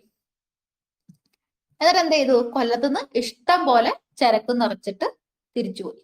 ഓക്കെ, അപ്പോ ഇതൊക്കെ സംഭവിച്ചതിന് ശേഷം എന്താ സംഭവിക്കുന്നത്, കൊച്ചിയും കോഴിക്കോടും തമ്മിൽ ഭയങ്കരമായിട്ടുള്ള യുദ്ധമാണ് വരുന്നത്. കാരണം സാമൂതിരി ചുമ്മാ ഇരിക്കുമോ, കോഴിക്കോട് ആക്രമിച്ച് അവിടെയുള്ള ഉടലും കൂരയൊക്കെ തീയിട്ട് അവിടെയുള്ള അറബികളൊക്കെ ആക്രമിച്ചിട്ടാണ് ഈ ഗാമചേട്ടൻ പോയേക്കുന്നത്. അപ്പൊ കൊച്ചി കോഴിക്കോടും തമ്മിൽ പിന്നീട് യുദ്ധമാവുകയാണ്. അപ്പൊ കുറച്ച് പോർച്ചുഗീസുകാരൊക്കെ കൊച്ചിയുടെ സംരക്ഷണത്തിന് വേണ്ടിയിട്ട് ഗാമ അവിടെ നിർത്തിയിട്ടുണ്ട്. അപ്പൊ ഈ കൊച്ചി കോഴിക്കോടും തമ്മിലുള്ള യുദ്ധം നടന്നത് എന്താണെന്ന് PSC ഒരു പ്രാവശ്യം ചോദിച്ചിട്ടുണ്ട്. 1503 കേട്ടോ. അപ്പൊ അത് നോട്ട് ചെയ്ത് വെച്ചേക്കാം. 1503. അപ്പൊ ഇവിടെ പോർച്ചുഗീസുകാര് കൊച്ചിനെ ഡിഫെൻഡ് ചെയ്യുന്നത് ലോറൻസോ മൊറീനോയുടെ നേതൃത്വത്തിലാണ്. ലോറൻസോ മൊറീനോയുടെ നേതൃത്വത്തിലാണ് പോർച്ചുഗീസുകാര് കൊച്ചിനെ ഡിഫെൻഡ് ചെയ്യുന്നത്. നല്ല രീതിക്ക് ഡിഫെൻഡ് ചെയ്യുന്നുണ്ട്. എന്നിട്ട് കോഴിക്കോടിന് തന്നെയായിരുന്നു, പക്ഷെ എന്നിരുന്നാലും മുൻതൂക്കം. അപ്പോ ഞാൻ നേരത്തെ പറഞ്ഞു തന്നില്ലേ, ഈ ക്ഷേത്രങ്ങൾ എന്ന് പറഞ്ഞു കഴിഞ്ഞാല് ക്ഷേത്രവും ക്ഷേത്രത്തിന്റെ ചുറ്റുമുള്ള ഏരിയക്ക് ഇവര് സങ്കേതങ്ങൾ എന്ന് പറഞ്ഞിട്ടുള്ള ഏരിയ ആയിട്ടാണ് ഉപയോഗിക്കുന്നത്. അപ്പൊ കോഴിക്കോടിന് നല്ല മുൻതൂക്കം വന്നപ്പോ കൊച്ചി രാജാവിന് ഒരു രക്ഷയില്ല. കൊച്ചി രാജാവിന് കുറെ കസിൻസ് ഒക്കെ മരണപ്പെടുന്നുണ്ട്. രാജവംശത്തിലെ പല ആൾക്കാരും മരണപ്പെടുന്നുണ്ട്, കൊല്ലപ്പെടുന്നുണ്ട്. എന്നിട്ട് കൊച്ചി രാജാവ് എന്ത് ചെയ്യുന്നു, എളങ്ങന്നപ്പുഴ എന്ന് പറഞ്ഞ ക്ഷേത്രത്തിലെ സങ്കേതത്തില് അഭയം തേടുന്നു. ഓക്കെ, അങ്ങനെ പിന്നീട് ഇങ്ങോർക്ക് കൊച്ചി രാജാവ് തിരിച്ച് തന്റെ കൊട്ടാരമുള്ള സ്ഥലത്തേക്കൊന്നും പോവാൻ പോലും പറ്റുന്നില്ല. അപ്പൊ ഇവിടത്തെ സീൻ ഭയങ്കര സീനാണെന്ന് ഡോം മാനുവൽ അറിയുന്നു. അപ്പൊ കുറച്ച് കാര്യപ്രാപ്തി ഉള്ള ഒരാളെ വിടണമെന്ന് അദ്ദേഹത്തിന് മനസ്സിലാവുകയാണ്. അങ്ങനെ 1503 നമ്മുടെ ഡോം രാജാവ് ഡോം മാനുവൽ ഒരാളെ വിടുന്നുണ്ട്. അദ്ദേഹത്തിന്റെ പേരെന്താണ്, 1503 വളരെ ഇമ്പോർട്ടന്റ് ആയിട്ടുള്ള ഒരാൾ വരുന്നുണ്ട്. എന്താണ് അദ്ദേഹത്തിന്റെ പേര്? എന്താണ്, നിങ്ങൾക്ക് എല്ലാവർക്കും അറിയാവുന്ന ആളാണ്. അതെ, അൽബൂക്കർക്ക്. ഈ അൽബൂക്കർക്കിന് എനിക്ക് പേഴ്സണലി ഭയങ്കര ആരാധന തോന്നിയിട്ടില്ല. ബട്ട് ഈ ബാക്കിയുള്ള പോർച്ചുഗീസുകാരെ വെച്ച് നോക്കുമ്പോ ഒരു സ്റ്റേറ്റ്സ്മാൻഷിപ്പ് ഉള്ള ആളാണ് അൽബൂക്കർക്ക് എന്ന് പറഞ്ഞു കഴിഞ്ഞാൽ. അങ്ങോർക്ക് കുറച്ചുകൂടിയൊക്കെ ലോജിക്കലായിട്ട് തിങ്ക് ചെയ്യാനും അങ്ങനെ എന്താ പറയാ ഈ സ്റ്റേറ്റ്സ്മാൻഷിപ്പ് അല്ലെങ്കിൽ ഡിപ്ലോമസി അങ്ങനെയൊക്കെ ഉള്ള ഒരു സാധനമുള്ള ഒരാളാണ്. ഒരു നല്ലൊരു ഡെലിഗേറ്റ് ആണ് ആക്ച്വലി അൽബൂക്കർക്ക് എന്ന് പറഞ്ഞു കഴിഞ്ഞാൽ. അപ്പൊ 1503 അൽബൂക്കർക്ക് വരുന്നു. അൽബൂക്കർക്കിന്റെ നേതൃത്വത്തില് നല്ല രീതിക്ക് കോഴിക്കോടിനോട്, യെസ് ആദിശ്രീ പറഞ്ഞത് കറക്റ്റ് ആണ്, അൽബൂക്കർക്കാണ് കേട്ടോ, തിരിച്ചടിക്കുന്നു. കോഴിക്കോട് കട്ടയ്ക്ക് തോൽക്കുന്നു. അവർ കൊച്ചിയിൽ നിന്ന് തോറ്റ് പിന്മാറി തിരിച്ചോടുന്നു. അങ്ങനെ കൊച്ചി രാജാവിന് ക്ഷേത്രത്തിന്റെ ഉള്ളിൽ ഒളിച്ചിരുന്ന ആൾക്ക് തിരിച്ച് കൊച്ചിയുടെ സിംഹാസനത്തിൽ വന്ന് ഇരിക്കാനൊക്കെ പറ്റുന്നു. പിന്നെ കുറെ കാലം ഹി കെയിം ആഫ്റ്റർ അത് ആദ്യം രണ്ട് വ്യത്യാസമുണ്ട്. 1503 അൽബൂക്കർക്ക് വരുന്നത് യുദ്ധത്തിന് വേണ്ടിയിട്ടാണ്. ഓക്കെ, അതിനുശേഷമാണ് വൈസ്രോയ് ആയിട്ട് വരുന്നത്. കേട്ടോ ശ്രീലക്ഷ്മി, മനസ്സിലായോ? രണ്ടും തമ്മിൽ ഡിഫറൻസ് ഉണ്ട്. 1503 ആദ്യമായിട്ട് അൽബൂക്കർക്ക് വരുന്നത്. ഓക്കെ, അപ്പൊ ഈ പറഞ്ഞ പോലെ ഈ ഒരു യുദ്ധത്തില് കൊച്ചിനെ സഹായിക്കുക, കോഴിക്കോടിന്റെ ആ പവർഫുൾ ആയിട്ടുള്ള സേനനെ ഓടിക്കാൻ വേണ്ടിയിട്ടാണ് പുള്ളി വരുന്നത്. അപ്പോ വൈസ്രോയ് ആയിട്ടല്ല, പിന്നെയാണ് അൽമേഡ പോയി കഴിഞ്ഞിട്ടാണ് വൈസ്രോയ് ആയിട്ട് വരുന്നത്. ഓക്കെ, കാരണം ഈ ഒരു സമയത്ത് വൈസ്രോയ് എന്ന് പറഞ്ഞ സെറ്റപ്പ് ഇല്ല. അത്രയധികം സ്ഥലങ്ങളൊന്നും നമ്മുടെ പോർച്ചുഗീസുകാർക്ക് ഇല്ല. ഓക്കെ, അവരുള്ള സ്ഥലങ്ങൾ അവർക്ക് എന്താ പറയാ, ശരിക്കും നമ്മുടെ കൊച്ചി ആയിട്ടാണെങ്കിലും കണ്ണൂരായിട്ടാണെങ്കിലും, അതെ അതെ അതെ പറയാം കേട്ടോ ചിഞ്ചു, കൊച്ചി ആയിട്ടാണെങ്കിലും കണ്ണൂരായിട്ടാണെങ്കിലും ഉള്ളത് ട്രേഡ് റിലേഷൻഷിപ്പ് മാത്രം. അവർക്ക് അവരുടെ സ്വന്തം സ്ഥലം എന്ന് വിളിക്കാനുള്ള അത്ര ആയിട്ടില്ല. ഓക്കെ, അങ്ങനെ സിംഹാസനത്തില് നമ്മുടെ ആളെത്തുന്നു, നമ്മുടെ കൊച്ചി രാജാവ് എത്തുന്നു. അപ്പൊ ഇങ്ങനെ സഹായിച്ച ആ ഒരു എന്താണ് കൃതജ്ഞത കൊണ്ട് കോട്ട കെട്ടാനൊക്കെ സമ്മതിക്കുന്നുണ്ട് നമ്മുടെ കൊച്ചി രാജാവ്. അങ്ങനെ യൂറോപ്യൻസ് ആദ്യമായിട്ട് കേരളത്തിൽ കെട്ടിയ കോട്ടയാണ്, ഫോർട്ടാണ് നമ്മുടെ ചിഞ്ചു പറഞ്ഞിട്ടുള്ള എന്ത് മാനുവൽ കോട്ട. ഇപ്പൊ ഫോർട്ട് മാനുവല് 1503 സെപ്റ്റംബർ 27 പണിയുന്നത് കേട്ടോ. 1503 സെപ്റ്റംബർ 27. ഓക്കെ അല്ലേ? അത് കഴിഞ്ഞ് ഇങ്ങനെ 1505 ആയപ്പോഴേക്കും ഇവർക്ക് പല സ്ഥലങ്ങളിലായിട്ട് കുറച്ച് സ്ഥലങ്ങളായി തുടങ്ങി. ശ്രീലങ്ക സിലോൺ എന്നപ്പ പറഞ്ഞ ശ്രീലങ്കയുടെ കിഴക്കൻ പ്രദേശങ്ങളിലൊക്കെ കുറച്ച് സ്ഥലങ്ങളായി. അതുപോലെ ഗോവയില് 5 ദ്വീപ്, അങ്ങനത്തെ കുറച്ച് സ്ഥലങ്ങളിൽ, അങ്ങനെ കണ്ണൂര് അത്യാവശ്യം അവർക്ക് അവരുടെ സ്ഥലം എന്ന് വിളിക്കുക. അവരുടെ ഒരു സാമന്തര ഒരു എന്താ പറയാ പ്രതിനിധി പോലെയാണ് പിന്നെ കോലത്തിൽ ഭരിക്കുന്നതൊക്കെ. കൊച്ചി ഇവരുടെ കൈ തന്നെ ആയി. ഓക്കെ, കൊച്ചിയാണ് അവരുടെ കേന്ദ്രം. അങ്ങനെ ഈ കൊച്ചി അവർക്ക് കിട്ടിയതാണ് ശരിക്കും പറഞ്ഞു കഴിഞ്ഞാൽ ഭയങ്കരമായിട്ടുള്ള ഒരു എന്താ പറയാ അച്ചീവ്മെന്റ്. കാരണം എന്താന്ന് പറഞ്ഞു കഴിഞ്ഞാല് നല്ലൊരു പോർട്ടാണ് കൊച്ചി. അറിയാലോ, നല്ലൊരു പോർട്ടാണ്. അപ്പൊ അവർക്ക് ഇപ്പൊ കോഴിക്കോട് കയ്യിലില്ലെങ്കിൽ പിന്നെ അവർക്ക് വന്നെടുക്കാൻ പറ്റിയ നല്ല പോർട്ടില്ല. കൊച്ചി ഒരു അത്യാവശ്യം നല്ലൊരു പോർട്ടാണ്. അപ്പം ഇങ്ങനെ കുറച്ച് സ്ഥലങ്ങളൊക്കെ ആയതുകൊണ്ട് രാജാവിന്റെ പ്രതിനിധി എന്ന നിലയ്ക്ക് ആദ്യമായിട്ട് ഒരാൾ അയക്കുകയാണ്. രാജാവിന്റെ പ്രതിനിധി എന്ന നിലയ്ക്ക് വൈസ്രോയി എന്ന നാമത്തില് ആരയക്കുന്നു? അൽമേഡയെ, നിങ്ങൾ നേരത്തെ പറഞ്ഞ അൽമേഡനെ അയക്കുകയാണ്. അൽമേഡ ആദ്യത്തെ വൈസ്രോയി ആണ്. 1505 അൽമേഡ വരുന്നത്. ഓക്കെ, അപ്പൊ അൽമേഡ വന്ന ശേഷം, അതെ മൂസ പറഞ്ഞത് കറക്റ്റ് ആണ്. അൽമേഡ വന്ന ശേഷം എന്ത് ചെയ്തു വെച്ച് കഴിഞ്ഞാല് 5 ദ്വീപ്, കണ്ണൂര്, മലാക്ക, കൊച്ചി ഇവിടങ്ങളിലൊക്കെ ഉള്ള കോട്ടകളൊക്കെ ഇവര് ബലപ്പെടുത്തുന്നുണ്ട്. എന്തെങ്കിലും ആക്രമണം വന്നു കഴിഞ്ഞാലും ചെറുക്കാനുള്ള രൂപത്തില്. ഓക്കെ, അങ്ങനെ കണ്ണൂരുള്ള ആ കോട്ടയ്ക്ക് സെന്റ് ആഞ്ചലോ കോട്ട, യെസ് സെന്റ് ആഞ്ചലോ കോട്ട എന്നുള്ള പേരൊക്കെ നൽകുന്നു. അപ്പൊ സെന്റ് ആഞ്ചലോ കോട്ട സ്ഥാപിച്ചത് ആര് എന്ന ചോദ്യത്തിന് ഉത്തരം എന്താണ്? അൽമേഡയാണ് കേട്ടോ. ഓക്കെ, അപ്പൊ സാമൂതിരി എപ്പോഴും പിസ്ഡ് ഓഫ് ആണ്. സാമൂതിരി എപ്പോഴും ഭയങ്കര അനോയിഡ് ആണ്. കാരണം അങ്ങോർക്ക് തോൽവി കിട്ടിയിരിക്കുകയാണ്. അങ്ങനെ ചുമ്മാ തോറ്റു മടങ്ങുന്ന ആളൊന്നും അല്ല. അപ്പൊ സാമൂതിരിയെ സംബന്ധിച്ചിടത്തോളം സാമൂതിരിക്ക് തുർക്കീസായിട്ട് ബന്ധമുണ്ട്, അറബീസായിട്ട് ബന്ധമുണ്ട്. ഓക്കെ, ഇപ്പൊ സാമൂതിരി എന്ത് ചെയ്തു? ഈ തുർക്കികളോട് അറബികളോടൊക്കെ പറഞ്ഞു, നിങ്ങൾക്ക് വേണ്ടിയാണ് മെയിൻലി ഞാൻ ഈ പോർച്ചുഗീസുകാരോട് കിടന്ന് തല്ലുകൂടുന്നത്, നിങ്ങൾ എന്നെ ഹെൽപ്പ് ചെയ്യണം എന്ന് പറഞ്ഞു. എന്നിട്ട് ഇവരെല്ലാരും കൂടി ഒരു 200 കപ്പലുമായിട്ട് പോയിട്ട് യുദ്ധത്തിന് പോയി. അത് ഭയങ്കര യുദ്ധമായിരുന്നു, വലിയൊരു യുദ്ധമായിരുന്നു. ആ യുദ്ധത്തില് അൽമേഡ മകൻ ലോറൻസോ കൊല്ലപ്പെടുന്ന വരെയുണ്ട്. ഓക്കെ, അപ്പൊ കോലത്തിരിക്കും പിന്നെ ഇവരുടെ സ്വഭാവം കുറച്ച് മനസ്സിലായി തുടങ്ങി. അതായത് അവിടെ പോയിട്ടും അവിടുത്തെ അറബികളെ പുറത്താക്കാനായിട്ട് പറഞ്ഞ പ്രശ്നം ഉണ്ടാക്കുന്നു, അവിടുത്തെ മുസ്ലിം ജനങ്ങളെ ഇവര് കയറി ദ്രോഹിക്കുന്നു. അതുപോലെ തന്നെ ആ യുദ്ധത്തിന് പേരുണ്ടോ? ഇല്ല, ആ യുദ്ധത്തിന് പേരൊന്നുമില്ല. അതുപോലത്തെ യുദ്ധത്തിനൊക്കെ കുറെ യുദ്ധങ്ങളുണ്ട്. എന്നിട്ട് ഭയങ്കരമായിട്ട് പ്രശ്നമാണ്. അപ്പൊ കോലത്തിരിക്കും കാര്യങ്ങൾ മനസ്സിലായി തുടങ്ങി. ഇവരുമായിട്ട് ഇങ്ങനെ അഡ്ജസ്റ്റ് ചെയ്ത് പോകാൻ നടക്കില്ല. പിന്നെ ഈ ലോക്കലായിട്ടുള്ള ആളുകളെ കയറി ഉപദ്രവിക്കരുന്ന് എത്ര പറഞ്ഞാലും ഇവര് സമ്മതിക്കില്ല. അപ്പൊ ഏതൊരു ഭരണാധികാരിക്കാണെങ്കിലും സ്വന്തം ജനങ്ങളെ വിദേശീയർ ഇങ്ങനെ ഇട്ട് ആക്രമിക്കുന്നൊന്നും സഹിക്കുന്ന കാര്യമല്ല. ഓക്കെ, അപ്പോ കോലത്തിരിയും സാമൂതിരിയുടെ ഒപ്പം കൂടി, പണ്ടത്തെ വൈര്യമൊക്കെ മറന്നിട്ട് സാമൂതിരിയുടെ ഒപ്പം കൂടി.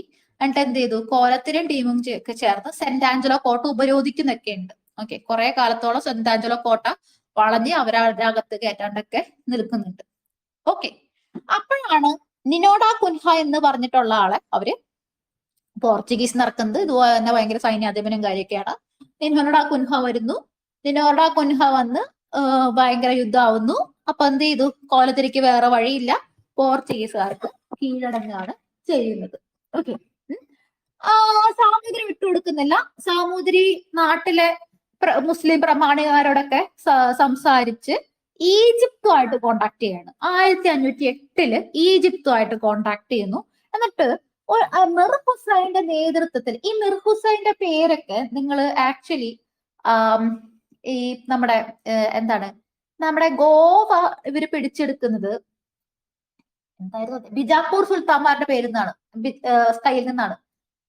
ആദിൽ ഖാൻ അങ്ങനെയൊക്കെ പേരുണ്ട്. ഓക്കെ, അപ്പം അവരെയൊക്കെ ഹെൽപ്പ് ചെയ്യുന്ന ഒരാളാണ് ഈ മിർ ഹുസൈൻ എന്ന് പറയുന്നത് കേട്ടോ.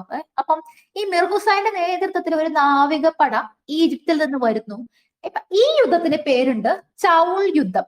ചൗളിനെ അടുത്ത് വെച്ചിട്ട് ഒരു യുദ്ധം നടക്കുവാണ്. അതില് പോർച്ചുഗീസുകാരെ തോൽപ്പിക്കാൻ പറ്റുന്നുണ്ട് 1508. ഓക്കെ, 1508. ആദിർ ഷാ, അതെ ആദിർ ഷാ, എനിക്ക് പേര് മറന്നുപോയി. ഫൈൻ. അപ്പൊ 1508 ചൗളിൽ വെച്ച് നടന്ന യുദ്ധത്തില് നമ്മുടെ ഈജിപ്തിൽ നിന്ന് വരുന്ന നാവികപ്പടയൊക്കെ വരുന്നു. അങ്ങനെ കോഴിക്കോടും ഈജിപ്തിന്റെ സേനയും കൂടിയിട്ട് ഇവരെ തോൽപ്പിക്കുകയാണ് ചെയ്യുന്നത്. ഓക്കെ, അപ്പോ ഈ ഒരു ഇതൊക്കെ കടലിൽ വെച്ച് നടക്കുന്ന യുദ്ധങ്ങളാണ്. അപ്പൊ സമുദ്രത്തിന്റെ മേധാവിത്വം എന്ന് പറഞ്ഞു കഴിഞ്ഞാൽ ഇവർക്ക് ഭയങ്കര ഇമ്പോർട്ടന്റ് ആണ്. സമുദ്രത്തിന്റെ മേധാവിത്വം കയ്യിൽ നിന്ന് പോയി കഴിഞ്ഞാൽ അറബി വ്യാപാരികളൊക്കെ വന്നിട്ട് ഇവിടെ ട്രേഡ് നടത്തും. ഇവർക്ക് ചുമ്മാ ഒന്ന് സാധനം വാങ്ങിച്ച് പോയാൽ പറ, മൊത്തം അവർക്ക് വേണം. ഓക്കെ, അപ്പൊ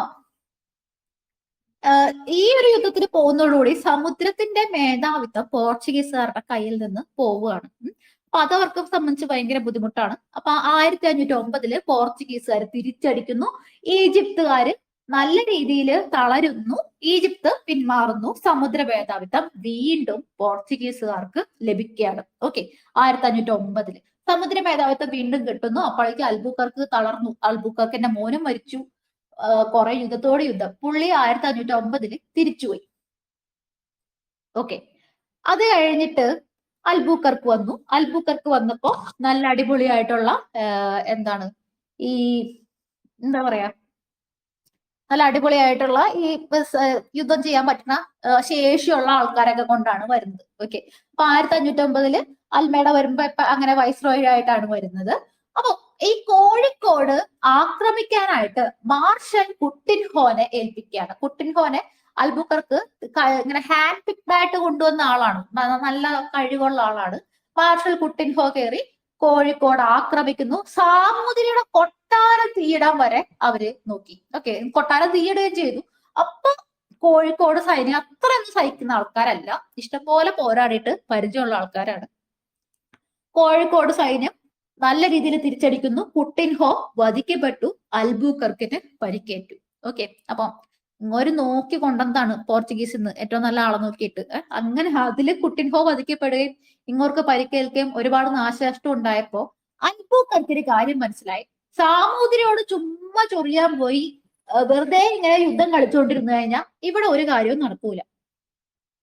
അൽബുക്കർക്ക് കുറെ ഡ്രീംസുമായിട്ടാണ് വരുന്നത്. കുറെ കാര്യങ്ങളൊക്കെ നടപ്പിലാക്കണം. ഈ ഇന്ത്യ മുഴുവൻ പോർച്ചുഗലിന്റെ കീഴിലാക്കണം. മറ്റൊരു പോർച്ചുഗലോട് സൃഷ്ടിക്കണം എന്നൊക്കെയുള്ള ആഗ്രഹത്തോട് വരുന്ന നല്ല ഒരു ആളാണ്. നല്ല ഒരു സ്റ്റേറ്റ്സ്മാൻഷിപ്പ് ഉള്ള ആളാണ് നമ്മൾ അൽബുക്കർക്ക്.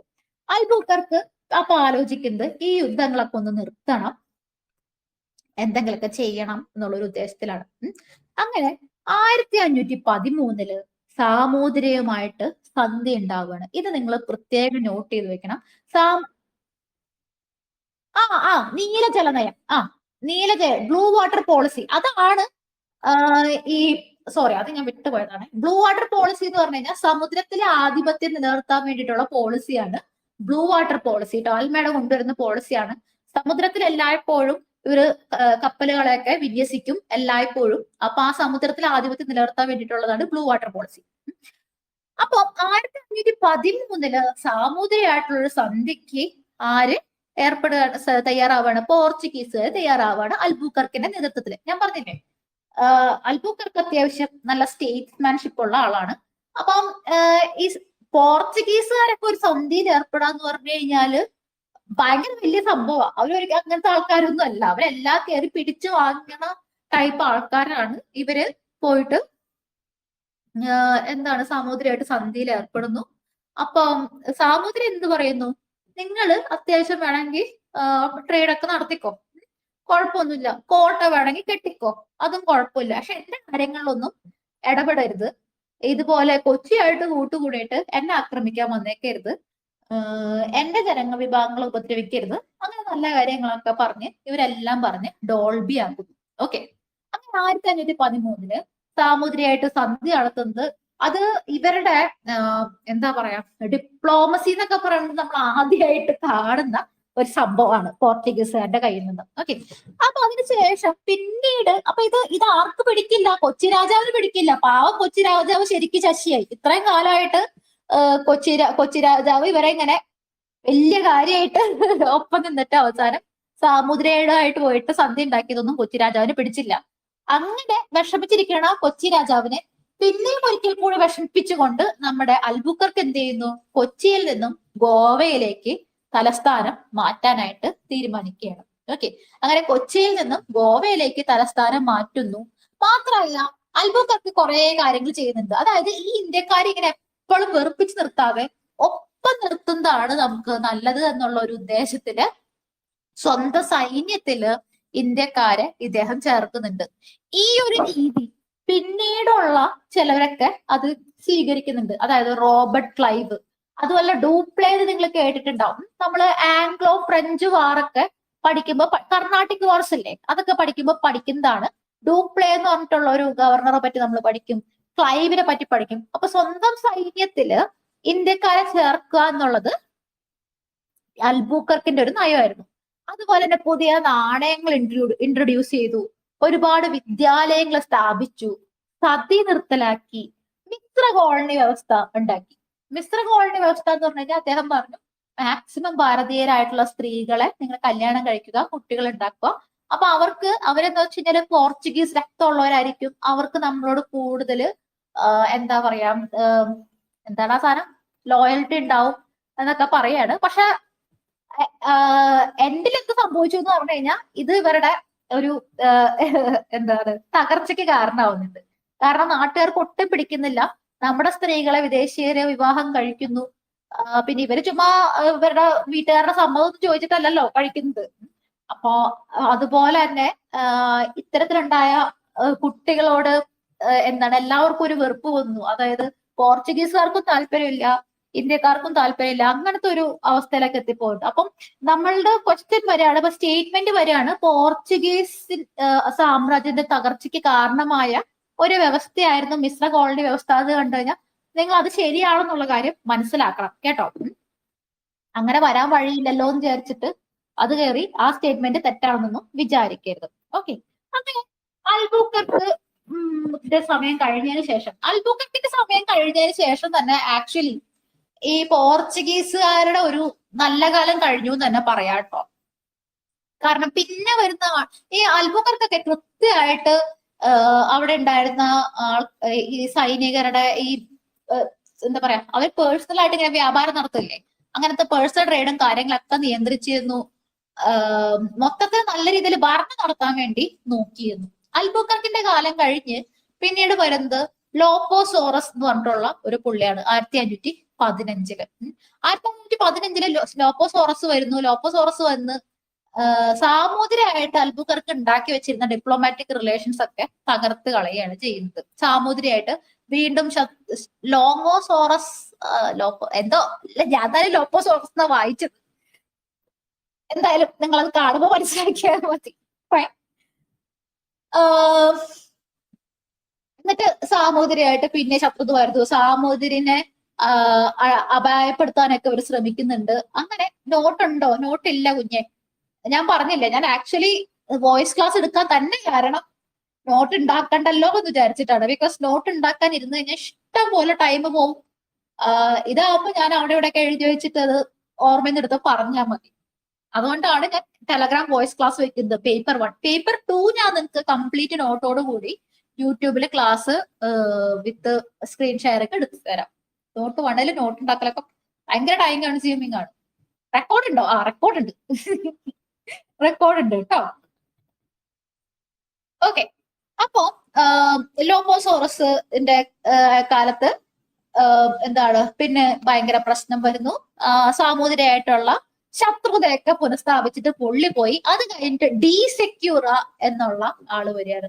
ഓക്കെ, ഡീസെക്യൂറ എന്നുള്ള വൈസ്രോയ് വന്ന കാലത്ത് ഇവരുടെ ഒന്നും അധികം കാര്യങ്ങൾ പറയാത്ത ഇവരുടെ പേരൊന്നും ഒരിക്കലും ചോദിക്കാൻ പോകുന്നില്ല. കാരണം വളരെ അൺഇമ്പോർട്ടന്റ് ആയിട്ടുള്ള ആൾക്കാരാണ്.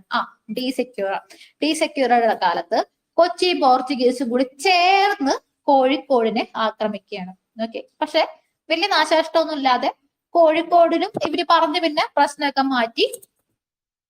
ഓക്കെ, പക്ഷെ ആ ഒരു ആക്രമണം കഴിഞ്ഞ് അടുത്തതായിട്ട് വരുന്ന സംഭവത്തിലാണ് നമ്മുടെ ഹീറോ വരുന്നത്. ആരാണ് ഹീറോ? ഒന്ന് ഊഹിച്ചു പറഞ്ഞോ, ആരാണ് ഹീറോ? അടുത്തതായിട്ട് വരുന്ന വൈസ്രോയുടെ പേര് ഡാർട്ടേഡി മെനസിസ് എന്നാണ്. ഈ ഡാർട്ടേഡി മെനസിസിന്റെ കാലത്ത് കോഴിക്കോടുമായിട്ട് ഒരു പ്രശ്നം ഉണ്ടാവുന്നുണ്ട്. അപ്പോ നമ്മുടെ ഹീറോ അവതരിക്കുന്നു. ആ ഹീറോയുടെ പേര് പറയൂ. ആരായിരിക്കും ആ ഹീറോ? നമ്മൾ ഈ കഥയിൽ കാത്തിരുന്ന ഹീറോ എലിഫന്റി ഗാമയാണോ? എസ്തപ്പോ ഗാമ? അതാരാന്ന് എനിക്കെടുക്കൂടാ. നമുക്ക് ഹീറോ ആയിരിക്കും, ഒരു ഗാമയൊന്നും ആയിരിക്കില്ലല്ലോ. ക്വസ്റ്റ്യൻ ഒന്നും കൂടി പറയാം. ഡാർട്ടേഡി മെനസിസ് എന്ന് പറഞ്ഞിട്ട് അടുത്തതായിട്ടുള്ള ഒരു കോഴിക്കോടായിട്ട് പ്രശ്നം ഉണ്ടാവുന്നുണ്ട്. നമ്മുടെ ഹീറോ വാസ്കോഡ ഗാമയുടെ പുത്രനാവോ? നമുക്ക് ഹീറോ എന്ന് പറഞ്ഞ പോർച്ചുഗീസുകാരാണോ? നമ്മുടെ നാട്ടുകാരായിരിക്കില്ലേ? ഇതല്ല നിങ്ങൾ കുഞ്ഞാലി. എക്സാക്ട്ലി, കുഞ്ഞാലി. അതാണ് കുഞ്ഞാലി. അപ്പോ ഡാർട്ടേഡി മെനസിസിന്റെ കാലത്ത് സാമൂതിരിയുടെ മുസ്ലിം പ്രജകളും പോർച്ചുഗീസുകാരും തമ്മിൽ തുറന്ന യുദ്ധം ഉണ്ടാവുകയാണ്. ഓക്കെ, ഈ കുഞ്ഞാലിമാരുടെ ഉത്ഭവം എന്ന് പറഞ്ഞു കഴിഞ്ഞാല് അവര് ശരിക്കും പറഞ്ഞ കൊച്ചിയിലുണ്ടായിരുന്ന വ്യാപാരിമാരാണെന്നാണ് പറയപ്പെടുന്നത്.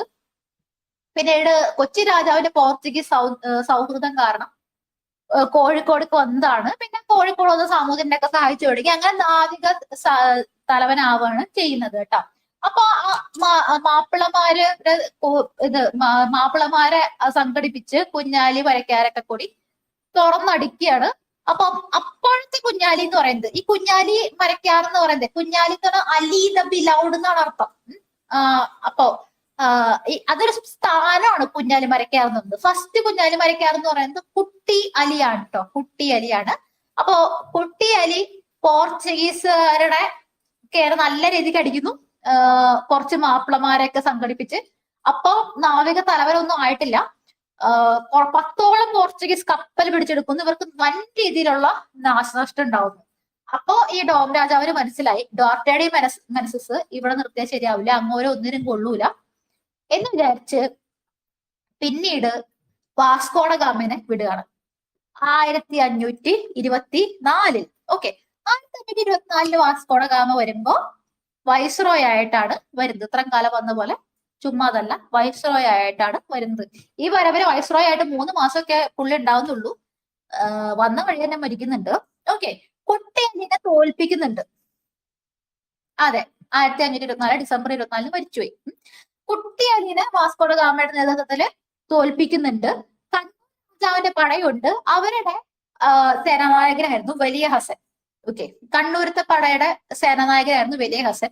അപ്പോ ഈ വാസ്കോഡ ഗാമയുടെ നേതൃത്വത്തിലുള്ള സൈന്യം നല്ല രീതിയിൽ എന്താ നാശനഷ്ടങ്ങൾ ഉണ്ടാക്കിയത് കൊണ്ട് ഈ വലിയ ഹസനെ വിട്ടുകൊടുക്കാനായിട്ട് കോലത്തിരി എന്ത് ചെയ്യുന്നു, നിർബന്ധിതനാവുകയാണ് ചെയ്യുന്നത്. അങ്ങനെ വലിയ ഹസനെ ഇവർ പിടിച്ചെടുക്കുന്നു. കുഞ്ഞാലിനെയും കുട്ടിയലിനെയും പിടിച്ചെടുക്കുന്നു. പിന്നെ അടുത്ത കുഞ്ഞാലിയായിട്ട് വരുന്നത് കുട്ടിയലിയുടെ മകനാണ് കേട്ടോ. കുട്ടിയലിയുടെ മകനാണ്. ചെറിയ പ്രായത്തിൽ തന്നെ കുഞ്ഞാലിയുടെ ഒപ്പം ചേർന്ന് ഒരുപാട് എന്താണ് ഒരുപാട് യുദ്ധത്തിലൊക്കെ പങ്കെടുത്തിട്ടുണ്ട്. അതുകൊണ്ട് നല്ല ഒരു എന്താണ് നല്ല നല്ല സൈനിക മികവൊക്കെ ഉള്ള ആളാണ്. ഓക്കെ. പിന്നീട് ഈ വാസ്കോഡ ഗാമ മരിച്ചു പോയതിനു ശേഷം മരിച്ചു പോയതിനു ശേഷം ഹെൻറിക് ടി മെനസിസ് വരികയാണ്. ഈ ഹെൻറിക് ടി മെനസിസിന് വന്നപ്പോ അയാൾക്ക് ഈ വാസ്കോഡ ഗാമയുടെ ഒരു പ്രഭാവത്തിൽ നിന്നും ഒന്ന് രക്ഷ നേടണം. അതായത് ഞാനിവിടെ വന്നിട്ടുണ്ടെന്ന് എല്ലാവരും അറിയിക്കണല്ലോ. അതുകൊണ്ട് ആ പൊട്ടൻ കയറി എന്ത് ചെയ്തു, വലിയ ഹസനെ വധിച്ചു. വലിയ ഹസനെ വധിച്ചതിന് ശേഷം കോലത്തിരിയായിട്ടുള്ള ബന്ധം ഭയങ്കരമായിട്ട് വഷളാവുന്നു. അതോടുകൂടി സമുദ്രാധിപത്യത്തിന് വേണ്ടിയിട്ട് കുഞ്ഞാലി മരക്കാർമാരും പോർച്ചുഗീസുകാരും തമ്മില് ഭയങ്കരമായിട്ടുള്ള യുദ്ധമാണ് നടക്കുന്നത്. അതായത് ആ ഒരു യുദ്ധത്തിലൊക്കെയാണ് ശരിക്കും കുഞ്ഞാലി മരക്കാർമാര് പ്രസിദ്ധരാവുന്നത്. ഇവിടെ മാത്രമല്ല, ഇന്ത്യ ഒട്ടുക്കും ഇന്ത്യക്ക് പുറത്തുമെല്ലാം തന്നെ കുഞ്ഞാലി മരക്കാർമാരുടെ സൈന്യം എന്ന് പറയുന്നത് വലിയ രീതിയിൽ പ്രസിദ്ധം നേടുന്നുണ്ട്. ഇവർക്കെന്ന് വെച്ച് കഴിഞ്ഞാൽ ഇവരുടെ ഈ പായ്ക്കപ്പലുകളൊക്കെ എന്ന് വെച്ചിട്ട് വളരെ കനം കുറഞ്ഞ ചെറിയ പായ്ക്കപ്പലുകളാണ്. അപ്പൊ ഇങ്ങനെ ഇടിച്ചിട്ട് കടന്നു കളയുക എന്ന് പറഞ്ഞിട്ടുള്ള ഒരു രീതിയുണ്ട്. ഇവരെ അങ്ങ് പെട്ടെന്ന് ചെന്ന് ഇടിച്ചിട്ട് കപ്പൽ പൊക്കും, അതിന്റെ ആൾക്കാരെയൊക്കെ പിടിച്ചെടുക്കും, എല്ലാവരും ഒറ്റയടിക്ക് വധിച്ചു കളയും. അങ്ങനെ പോർച്ചുഗീസ് സേനയ്ക്ക് ധാരാളം നാശനഷ്ടം ഉണ്ടാക്കുന്ന ടീമായിരുന്നു കുഞ്ഞാലി മരക്കാർമാർ. ഇവരുടെ ഹാൻഡ് പിക്ഡ് ആയിട്ടുള്ള നാവിക സേനയാണ്. ഭയങ്കര കുറേ ഈ ഇത്തരത്തിലുള്ള സംഭവമൊക്കെ ഉണ്ട്. അപ്പൊ ഈ മെനസസിന് നിക്കക്കള്ളില്ലാണ്ടായി. ഈ പന്തലായി കൊല്ലം എന്ന സ്ഥലം കുഞ്ഞാലിമാരുടെ ഒരു താവളമായിരുന്നു. അവിടെ കയറിയിട്ട് 1525 അല്ല സോറി 1525 1525 നമ്മുടെ മെനസസ് അവിടെ കയറി ആക്രമിക്കുന്നു കുഞ്ഞാലിമാർ. അപ്പൊ ആ ഇതില് ഇവർക്ക് ഒരു ചെറിയ പറ്റി പുറക്കാട് രാജാവുണ്ട്. നമ്മുടെ പുറക്കാട് എന്ന് പറഞ്ഞാൽ ആലപ്പുഴ അടുത്തൊക്കെയുള്ള ഏരിയയാണ് പുറക്കാട്. ഈ പുറക്കാട് രാജാവ് എന്ന് പറഞ്ഞു കഴിഞ്ഞാൽ എപ്പോഴും പോർച്ചുഗീസുകാരോട് നല്ലൊരു റിലേഷൻഷിപ്പ് ഉള്ള ടീമായിരുന്നു. പക്ഷെ ആ പുറക്കാട് രാജാവിന്റെ ഒരു പ്രജയായിട്ടുള്ള ഒരു അരയനെ ഇയാള് എന്ത് ചെയ്യുന്നുണ്ട്, വെടിവെച്ച് കൊല്ലുന്നുണ്ട്. അതോടുകൂടി പുറക്കാട് രാജാവും പോർച്ചുഗീസുകാർക്ക് എതിരാവുകയാണ് ചെയ്യുന്നത്. ഓക്കെ. അങ്ങനെ ഇവര് കയറി നല്ലോണം തിരിച്ചടിക്കുന്നു. 1531 അല്ല അതിന് മുമ്പുള്ള കാര്യങ്ങൾ പറയാം കേട്ടോ. മെനസസിന് ശേഷം ലോപ്പോസ് ഡി സാമ്പായോ വരുന്നു. ലോപ്പോസ് ഡി സാമ്പായോ, ഈ പേര് നിങ്ങൾ ഓർത്ത് വെച്ചോ. മെനസസിന് ശേഷം വരുന്ന ആള് ലോപ്പോസ് ഡി സാമ്പായോ ആണ്. അങ്ങനെ 1928 ബാർക്കൂർ എന്ന് പറഞ്ഞ സ്ഥലത്തിന് അടുത്ത് വെച്ചിട്ട് വീണ്ടും യുദ്ധം ഉണ്ടാവുന്നു. ഓക്കെ, വീണ്ടും യുദ്ധം ഉണ്ടാവുന്നു.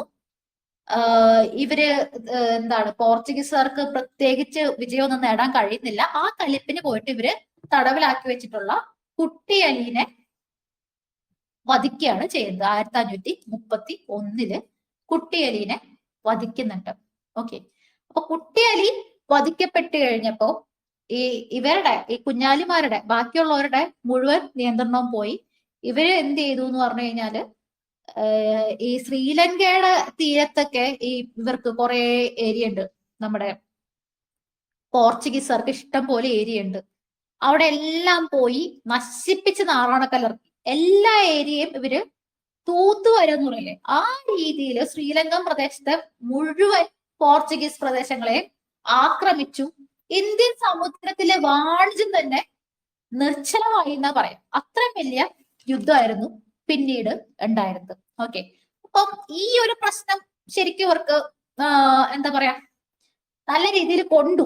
അത്രയധികം നാശനഷ്ടങ്ങൾ ഉണ്ടായി. ഓക്കെ. അപ്പൊ പിന്നെ എന്താണ് ഇവർക്ക് മനസ്സിലായി, ഈ കോഴിക്കോടുമായിട്ട് അടുത്ത് നിൽക്കുന്ന സ്ഥലത്ത് ഒരു കോട്ട കെട്ടണം. അപ്പൊ താനൂർ എന്ന് പറയുന്നത് വേറൊരു രാജാവിന്റെ വേറെ തന്നെ പ്രദേശമാണ്. അപ്പൊ താനൂര് എന്ന് പറഞ്ഞു കഴിഞ്ഞാല് നിങ്ങൾക്കറിയാം കോഴിക്കോടിന്റെ അടുത്ത് തന്നെ ഉള്ള ഒരു സ്ഥലമാണ്. അപ്പൊ താനൂരിൽ പെടുന്ന ചാലിയം എന്ന സ്ഥലത്ത് പോയിട്ട് 1531 ഇവരെന്ത് ചെയ്തു? ഒരു കോട്ട കെട്ടി. പിന്നീടും സമാധാനം ഒന്നും ഉണ്ടാവുന്നില്ല. പരസ്പരം പ്രശ്നങ്ങൾ തന്നെയാണ് എല്ലായ്പ്പോഴും ഉണ്ടായിക്കൊണ്ടിരിക്കുന്നത്. അപ്പം അങ്ങോട്ടും ഇങ്ങോട്ടുമുള്ള ഈ യുദ്ധത്തില് എല്ലാവരും എന്താ പറയാ തളർന്നു.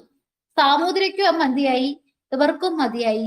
ഓക്കെ, അങ്ങനെ 1540 വീണ്ടും സാമൂതിരിയും പോർച്ചുഗീസുകാരും തമ്മിൽ ഒരു സന്ധിയില് ഏർപ്പെടുകയാണ് 1540. അപ്പൊ പ്രത്യേകിച്ചും സാമൂതിരി പറയുന്നത് നിങ്ങൾ എന്ത് ചെയ്യണം, ഇവിടെ ഞാൻ ബാക്കിയുള്ളവരായിട്ടുണ്ടാവുന്ന പ്രശ്നങ്ങളിൽ നിഷ്പക്ഷത പാലിക്കണം.